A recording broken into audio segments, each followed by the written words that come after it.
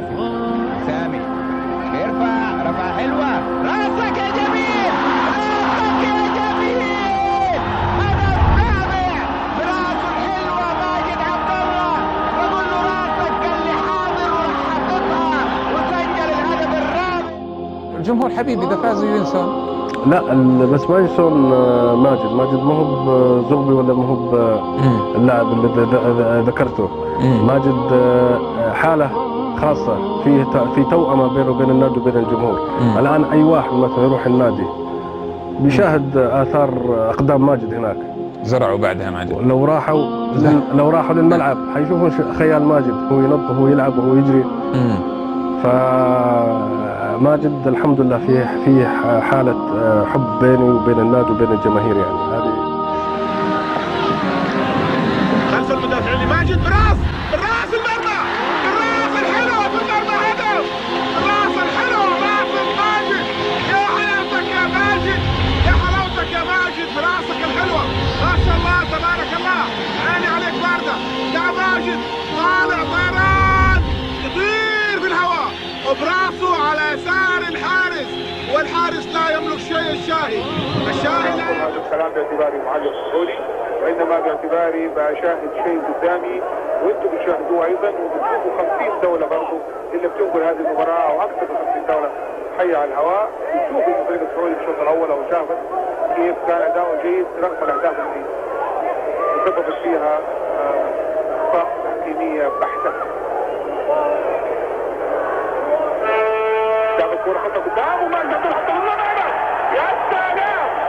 الهدف الاول سجله ماجد احمد عبد الله، بالراس، المتخصص في التهديفات او في الضربات الراسيه، سجل ماجد احمد عبد الله بعد 30 دقيقه هدف السعودي الاول من خطا. شوفوا ثاني نفذ الخطا، وده ماجد طلع وحطها في اقصى الزاويه في المقص العلوي على يسار كبريو اللي ما شافها وسجلت الهدف السعودي الاول، وسجلوا ماجد عبد الله اللي عمره 30 سنه ولعب 107 مباريات دوليه، طوله 179 سنتي ووزنه 69 كيلو جرام. محمد صلحها، سعد راس ماجد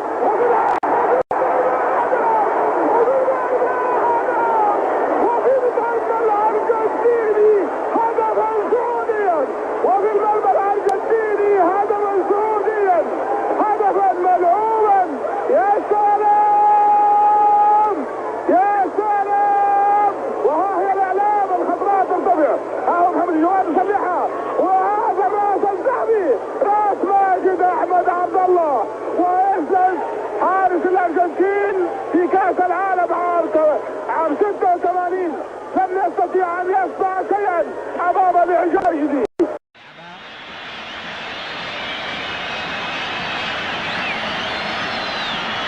يرفع داخل منطقة الجزاء، ماجد أحمد عبد الله يسجل في الدقائق الأخيرة الرفعة الجميلة اللي رفعها محمد عبد الجواد ويحطها. تسلم لي رجلك يا محمد عبد الجواد، وتسلم لي راسك يا ماجد أحمد عبد الله، يسجل الهدف الأول في دقيقة 43. هدف بعد الهجوم، طبعا بعد المجهود محمد عبد الجواد طول المباراة وكله هو وزملائه، وهجوم كان متواصل ويسجل هدف ماجد براسه. شوف الرفعة الجميلة اللي رفعها محمد عبد الجواد، كورة رايحة في هدية منديل لماجد ويسجل منها هدف جميل. هدف بدوره في اليمين التخافي الظهير اليمين مع الحكم، يمر التخافي ويلعبها عرضيه حلوه بالراس ماجد، والهدف الثاني ماجد احمد عبد الله يسجل الهدف الثاني لصالح المنتخب السعودي بعد لعبه اجتماعيه بدات من صالح نعيمه لعبد الجواد لصالح خليفه لعبد الرحمن الدخيفي، دخل فيها عبد الرحمن الدخيفي الى اقصى اليمين ولعبها عرضية بالمسطرة على رأس ماجد الذهبية الذي لم يتوانى في إيداعها في مرمى. وكان حسن عم تفكر في جول، لكن براعة رينجا حالت دونها. وده يوسف ثنيان من اليمين بيحاول الاجتاز، مراوغ جيد يوسف ثنيان، مراوغ جيد، ارفعها عرضية وفي المرمى، هدف، في المرمى هدف ماجد عبد الله اللاعب المتخصص بالضربات الرأسية، اللاعب ذو الرأس الذهبية يسجل من كرة يوسف الثنيان الذهبية هدف الرائع. نعم، كرة يوسف الثنيان الذهبية استثمرها ماجد برأسه أيضا الذهبية هي الأخرى، وحطها في حلق المرمى. بعد 10 دقائق سجل المنتخب السعودي هدفه الثالث، وأصبحت النتيجة 3-1 بعد أن ضاعت فرصتين من محيس الجمعان من محمد السويد، وأصبحت النتيجة الآن 3 المنتخب السعودي 1 المنتخب الماليزي. وماجد عبد الله سجل هدفه الثاني من لعبة ذهبية. ضربة ركنية صالح منتخبنا، تلعب المرمى، بيجري عليها يوسف من ناحية اليسار، سيطر عليها يوسف، سلح عن نفسه يوسف، يلعبها عرضية، تحت المرمى هدف،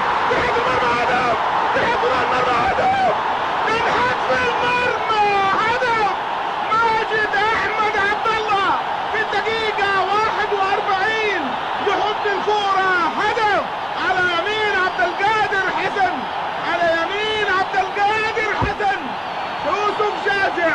يوسف جازع اتلعبت ضربة الزاوية من اليسار، انتقلت لليمين ودخل يوسف جازع، اجتاز لاعب ولعبها بالعرض. هذا يوسف جازع، وهذا راس ماجد عبد الله في المرمى، وهدف ثاني تعادل. هدف التعادل يسجله ماجد احمد عبد الله، قاعد بين المدافعين، قاعد في الارض، عرض راسه، ممكن ينضرب راسه، ممكن لاعب يشوط دماغه، لكن هذه عادات ماجد. يا سلام، شوفوا باللاعب دفعه برجوله، لكن ده ماجد احمد عبد الله. والهدف الثاني كنت اقول باذن الله حنجيب باذن الله، وربنا كان معانا وسجلنا 2-2. لما لعبوا مرة ثانية ثنيان بيحاول يمر، لعبوا ثنيان في عرض الملعب، ماجد جول الله، هذا ماجد الله، يوسف بيان يعطيه بالخياس وبالملي في الدقيقة 16 يوسف بيان يلعبها لماجد عبد الله في الدقيقة وبالمخياس بالورقة والمسطرة والقلم، وماجد يحطها على في أول هدف في مرمى أحمد رباح بن زادة. شوف ماجد عبد الله، حطها بالراس لأنه حطها مجاه بالفعل بليلة. ماجد عبد الله بيسجل أول أهداف المباراة. ماجد عبد الله لعبها ثنيان، حكم عطى فرصة، ما لعبها على طول. ماجد عبد الله شوف ماجد عبد الله، يحاول 18 هيلعب صالح سرعة، بيلعب وبتعلى وبالمرمى،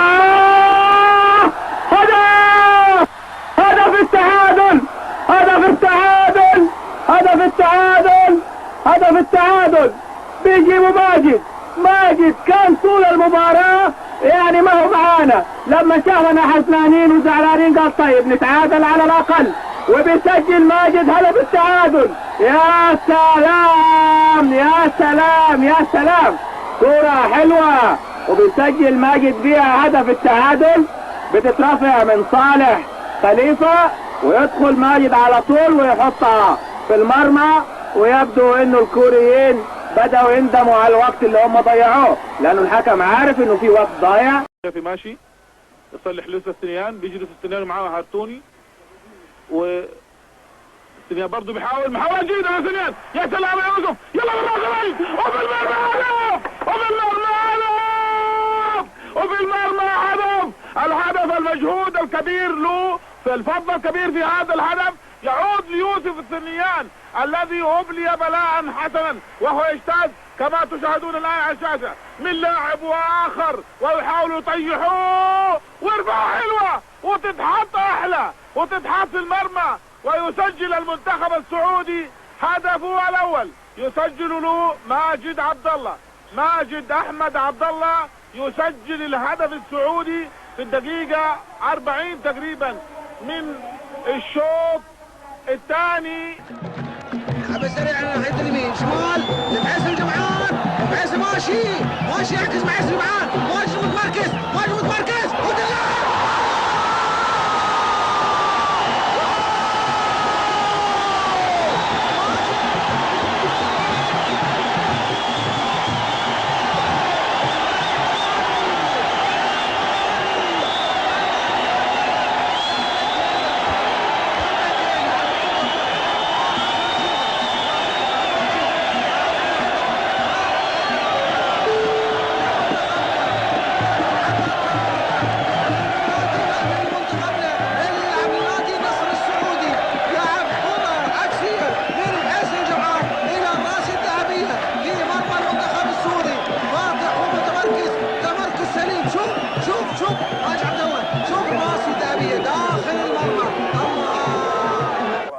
عوفر لانه بعيد عن منطقة النشوط.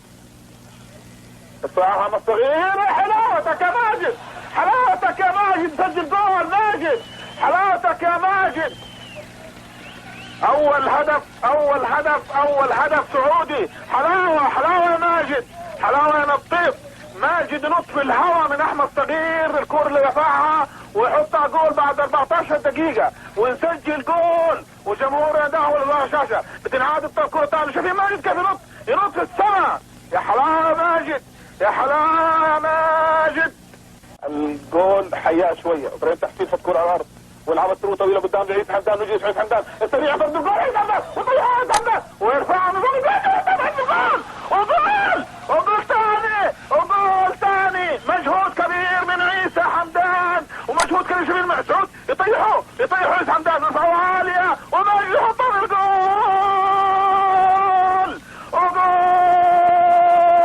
وجول سعودي ثاني بنشوفها بالسلو موشن. وماجد يطير طيران ويحطها في الجول ويسجل الجول الثاني و2-0. اللاعب الجديد النازل سلطان النصيب العارض. ابراهيم سمايد عبد الله. سلطان النصيب يرفعها ومايد عبد الله براسه.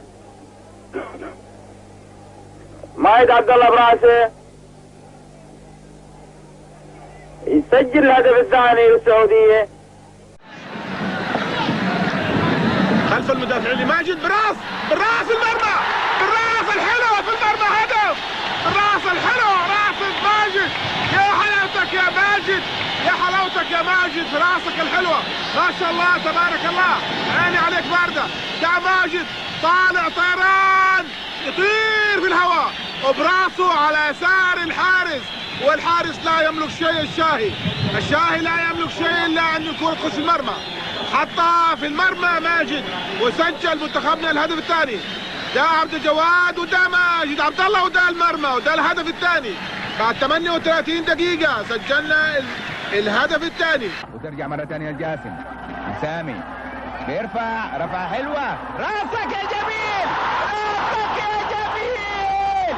هدف رابع براسه الحلوة ماجد عبد الله. بقول له راسك، قال لي حاضر وراح حاططها وسجل الهدف الرابع. خلينا نشوف الهجمة دي. ماجد مرة ثانية. هدف. تسلم لي راسك ورجلك يا ماجد. هدف ثالث، هدف سريع 14 دقيقة. عند سمير بتترفع عند راس ماجد. ماجد سجل الهدف الأول. ماجد عبد الله يسجل الهدف الأول بعد دقيقتين بالضبط من بداية الشوط.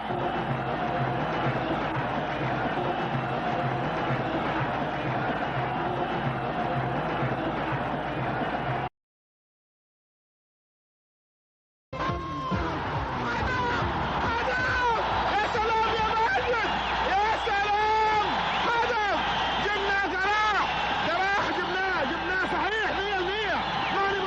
ما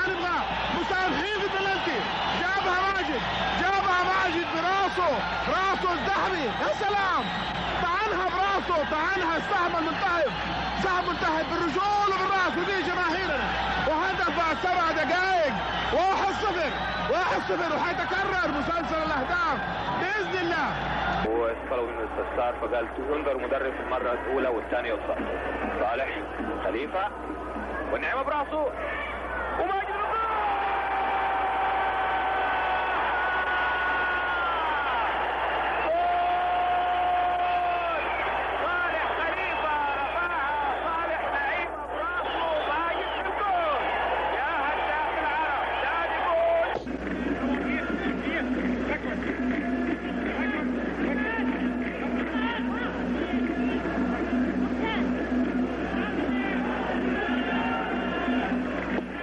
نفذها ورد ماجد براسه وفي المرمى ماجد عبد الله جاب التعادل.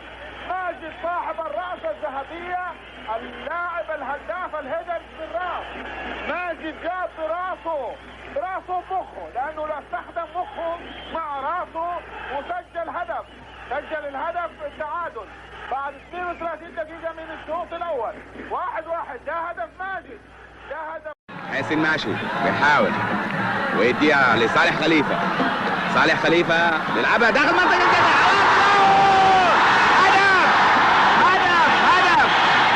هدف بيسجله ماجد، هدفين حتى الآن. هديف الدورة، هديف ب4 أهداف. التصفيات، هديف التصفيات ماجد.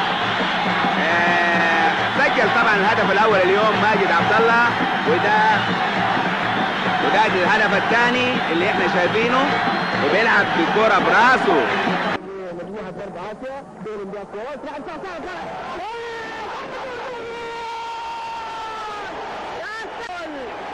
سلام، هدف من هسه من حاتم الجمعان، وماجد عبد الله يحط على يسار محمد صالح، واعلن الهدف الثاني للمنتخب الوطني في الدقيقة 16 من زمن الشوط الثاني. 2 السعودية على 2 البحرين. ماجد عبد الله اليوم يسجل هدف لمجموعة عبد الله، رفعها يلعبها طويلة لماجد. يا سلام يا ماجد، جول جول جول جول جول، هدف حلو جميل. خميس ونواف يرفعها وماجد فين؟ ماجد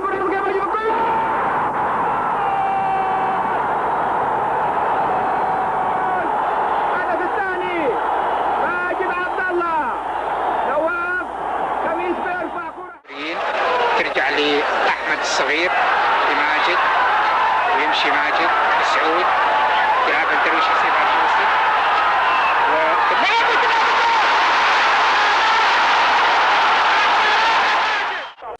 اجتمع في الجواد جنبه. رفع سعيد العويران الكرة من الجهة اليسرى قبالة المرمى المالي، وقفز لها الأسمر وأطلق قذيفة رأسية.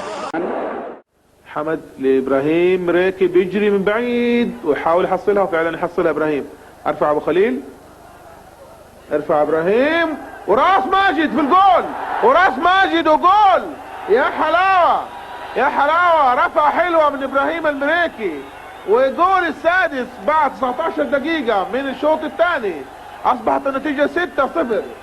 شايفين ابراهيم المريكي الكره رفعت، لعبت له من حمد الدوسري وكان بيجري ومنطلق، ورفع ابراهيم المريكي هو اللي حيرفع. دي رفعت ابراهيم المريكي، وده رقم 9 ماجد عبد الله براسه ويحطها في حلق المرمى. جول سليم فؤاد هريفي، وطلع راحت ماجد في المرمى، وهدف ثاني وثاني رمية الثبات من حسين الجمعان، وتصليحة حلوة من فهد الهريفي، وحطت راس حرفنة. هذا فهد الهريفي الحريف، وده ماجد عبد الله الأحرف، وفي الزاوية القاتلة لم يستطع مكة بونورين أن يصنع معها شيئا، وهي تعاني في مرماه. ويتقدم ماجد الآن بالهدف الرابع. أصبح رصيد ماجد من الأهداف الآن 4 أهداف. هدفين اليوم سجلها ماجد بالراس. سليم حسين البيشي نقول انا ناصر منصور يلا يا ناصر، هيرفع من مكانه بيرفعوا اتجاه المرمى وطالع ماجد بالقي هدف جول هدف جميل جول تعادل هدف تعادل باقي حوالي دقيقة ونص على نهاية المباراة بتتلعب على طول. طائرات الحجيج التي تحضر للتشرف بأداء شعائر الحج وتحظى بالعناية وبالرعاية من حكومة حياة الملك المقدم. حسن بيعلي وماجد بالراس في الجول وماجد بالراس في الجول. ماجد بيسجل هدف من حسن. حسن بيعمل كورة حلوة وجميلة وبيمشي على خط التماس وبيرفع لماجد اللي بيتمركز وبيطلع ماجد يحطها هدف ثاني في الدقيقة 28 من شوط المباراة الأول. هذا ماجد طالع صح.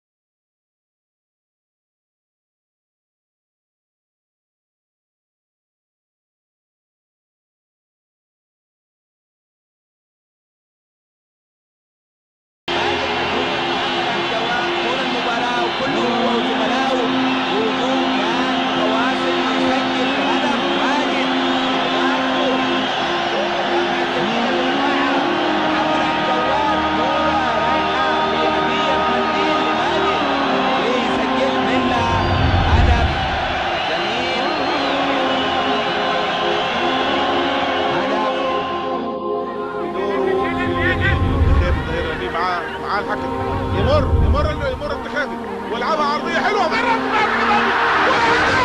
والهدف الثاني ماجد احمد عبد الله يسجل الهدف الثاني لصالح المنتخب السعودي بعد لعبه اجتماعيه بدات من صالح نعيمه لعبد الجواد لصالح خليفه لعبد الرحمن الدخيبي دخل فيها عبد الرحمن الدخيبي الى اقصى اليمين ولعبها عرضيه بالمسطره على راس ماجد الذهبيه الذي لم يتوانى في ايداعها في مرمى وكان حسن الجول لكن براعه رينجا حالت دونها وده يوسف اليمن اليمين بيحاول الاجتهاد مراوغ جيد يوسف الثانيان مراوغ جيد ارفعها عرضيه وفي المرمى هدف في المرمى هدف ماجد عبد الله اللاعب المتخصص للضربات الراسيه اللاعب الراس الذهبيه يسجل من كرة يوسف الثنيان الذهبية هدف رائع. نعم كرة يوسف الثنيان الذهبية استثمرها ماجد برأسه أيضا الذهبية هي الأخرى وحطها في حلق المرمى بعد 10 دقائق.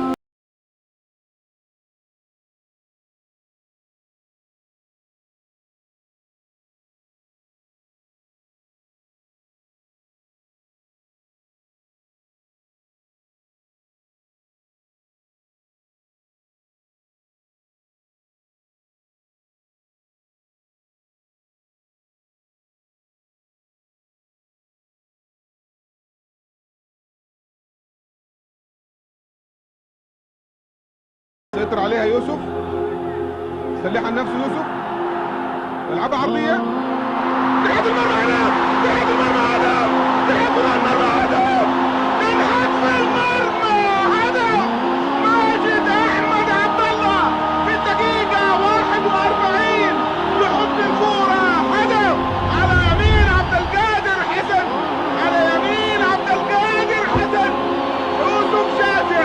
يوسف جازع اتلعبت ضربة الزاوية من اليسار انتقلت لليمين ودخل يوسف جازع اجتاز لاعب ولعبها بالعرض هذا يوسف جازع وهذا راس ماجد عبد الله في المرمى وهدف ثاني تعادل هدف التعادل يسجله ماجد احمد عبد الله قاعد بين المدافعين قاعد في الارض عرض راسه ممكن يضرب راسه ممكن لاعب يشوط دماغه لكن هذا على ماجد يا سلام شوفوا بالله عم تبعوا بتقولوا لكن ده ماجد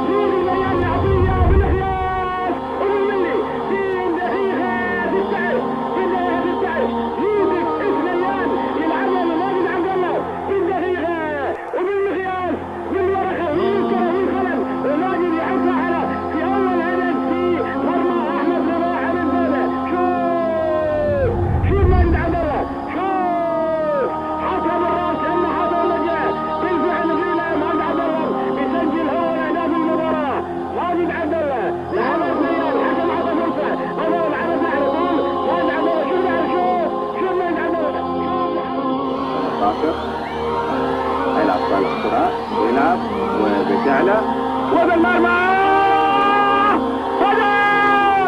هدف التعادل هدف التعادل هدف التعادل هدف التعادل بيجيبوا ماجد كان طول المباراة يعني ما هو معانا لما شافنا حزنانين وزعلانين قال طيب نتعادل على الأقل وبيسجل ماجد هدف التعادل. يا سلام يا سلام يا سلام كرة حلوة وبيسجل ماجد فيها هدف التعادل. بتترفع من صالح خليفة ويدخل ماجد على طول ويحطها في المرمى.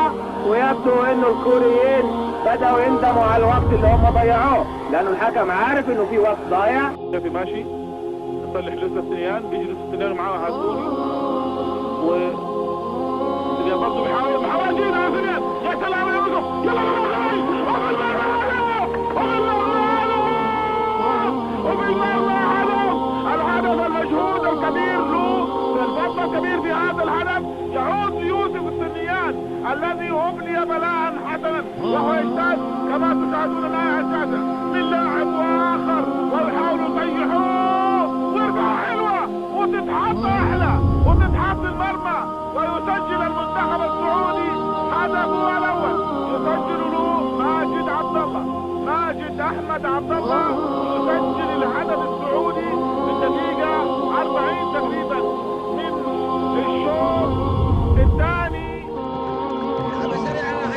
شمال لفعيس الجمعان وفعيس ماشي يعكس مع عيسى الجمعان ماشي متمركز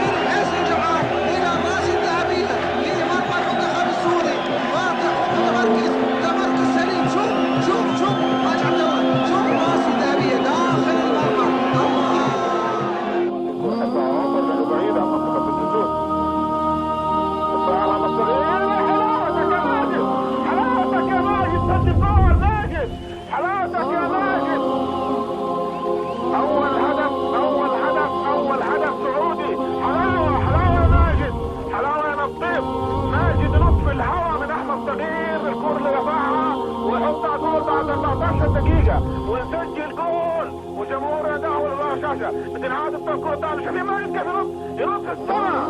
يا حلاوة ماجد يا حلاوة ماجد.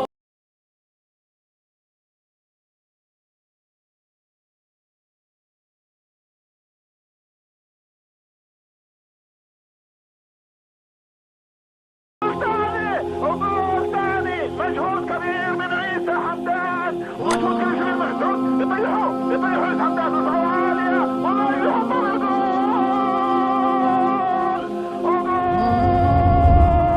وجول سعودي ثاني بيشوف السلو موشن وماجد يطير طيران ويحطها بالجول ويسجل الجول الثاني و2-0. لاعب جديد العدل قنطام النصيب العارض ابراهيم سمايد عبد الله قنطام النصيب.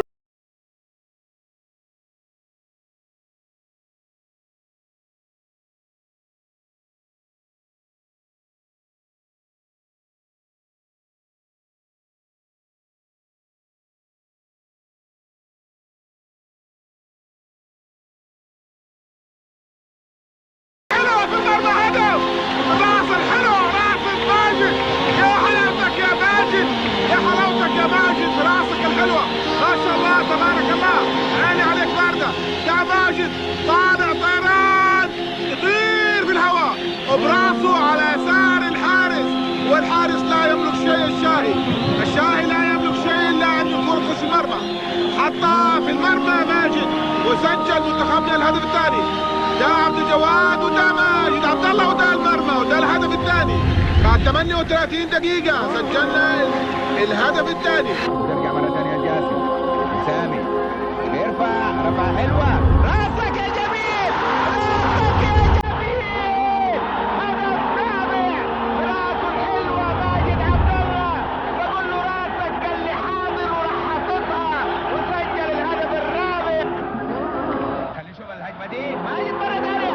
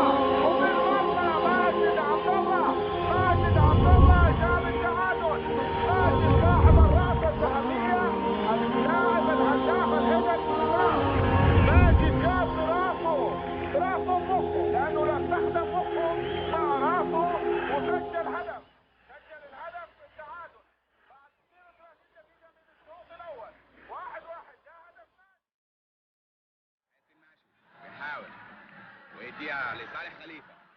صالح خليفة يلعبها داخل منطقة الجزاء.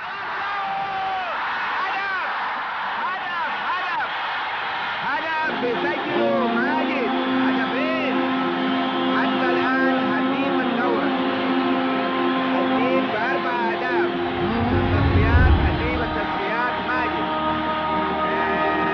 سجل طبعا الهدف الأول اليوم ماجد عبد الله، وده الهدف الثاني اللي يبدأ يرفع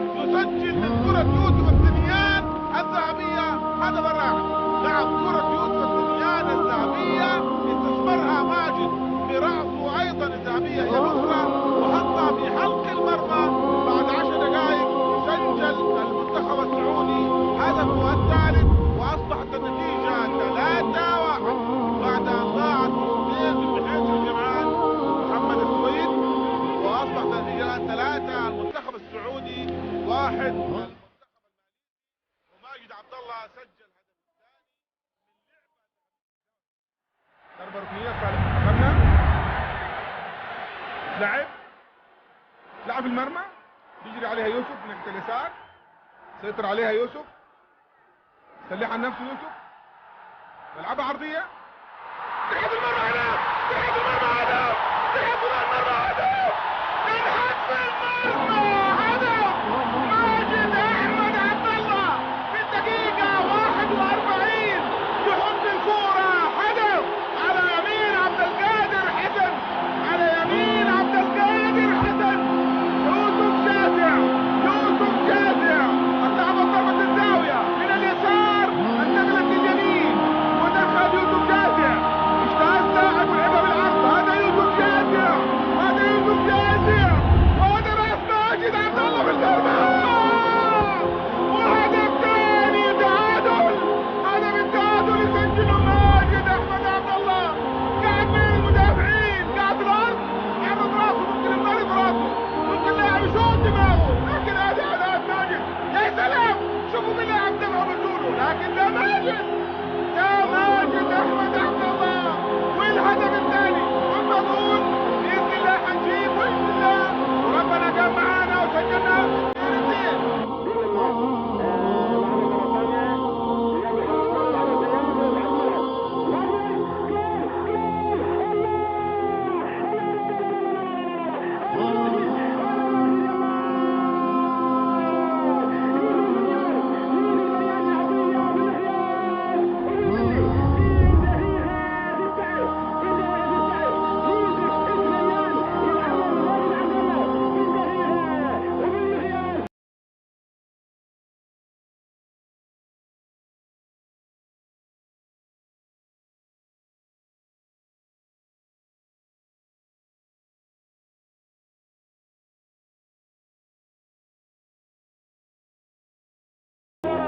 ماجد عبد الله لعبها زياد، حسن عطى فرصة، هذا لعبها على طول.